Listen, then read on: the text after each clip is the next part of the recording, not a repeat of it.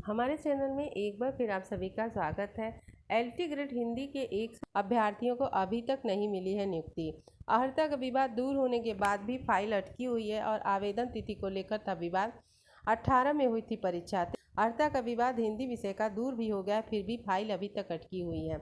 LT grade Hindi के चयनित अभ्यर्थियों की अर्हता से संबंधित विवाद दूर होने पर भी चयनितों को नियुक्ति नहीं मिली है। उनकी फाइलें उत्तर प्रदेश लोक सेवा आयोग में ही पड़ी हुई हैं और अभ्यर्थी परेशान हैं।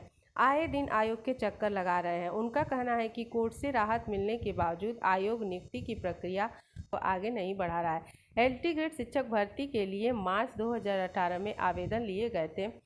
आवेदन की अंतिम जो तिथि थी 16 अप्रैल थी और जुलाई 2018 में परीक्षा कराई गई थी।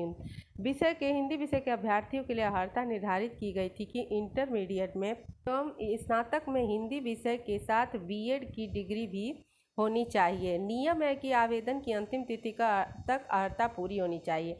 कई ऐसे अभ्यर्थियों ने भी आवेदन कर दिए थे जिनके पास इंटरमीडिएट में संस्कृत विषय नहीं था और अर्हता पूरी नहीं कर रहे थे।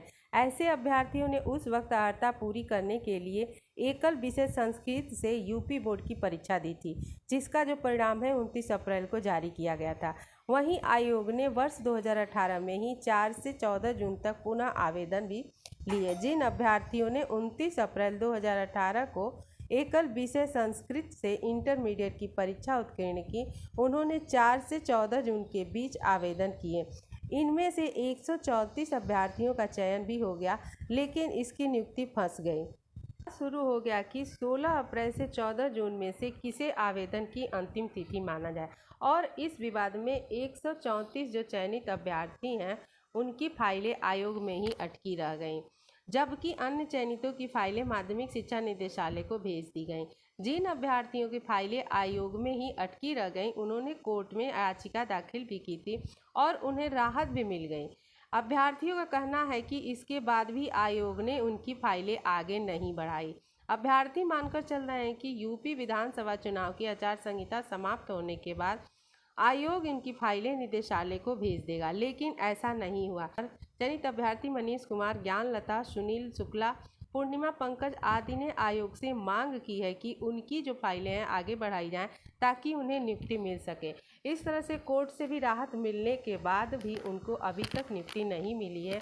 134 अभ्यर्थी हैं, 2018 में एलटी ग्रेड की परीक्षा हुई थी। तो इस तरह से हिंदी का जो अर्हता का विवाद है समाप्त होने के बाद भी अभी तक उनको नियुक्ति नहीं मिल पा रही है। अगला अपडेट है कि 6 लाख से ज़्यादा रिक्त पदों पर तत्काल भर्ती के लिए मुख्यमंत्री को युवा मंच की तरफ से आ गया है। यहाँ देखिए 2 तारीख के डेट में है यह। और प्रति मुख्यमंत्री उत्तर प्रदेश लखनऊ। विषय देखिए, प्रदेश में अरसे से पड़े 6 लाख से ज़्यादा रिक्त पदों पर तत्काल चयन प्रक्रिया शुरू करने के संबंध में 2017 के वादे के मुताबिक कई बार सभी रिक्त पदों के भरने की घोषणा भी की गई थी, लेकिन चयन संस्थाएं विफल साबित हुई।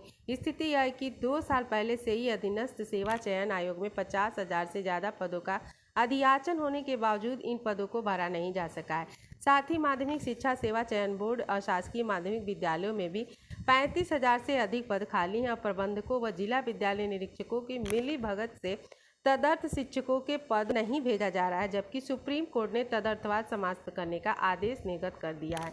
अवैध रूप से चयनित तदर्थ शिक्षकों को फरवरी माह का वेतन भी निर्गत कर दिया गया और शासन को इसकी भनक भी नहीं लगी। ऐसे में सभी तदर्थ शिक्षकों के वेतन तत्काल रोककर सभी पदों पर विज्ञापन जारी किया जाना था, जो खाली पदों को भी नहीं भरा गया। ऐसी स्थिति में ही अभी तक प्रदेश में 6 लाख से ज़्यादा पद रिक्त हैं। बेसिक शिक्षा विभाग में यूनेस्को की रिपोर्ट के मुताबिक 3.3 लाख पद रिक्त हैं। कमोबेश यही हाल अन्य विभागों का भी है और इन रिक्त पदों का ब्यौरा विभाग के पास उपलब्ध है।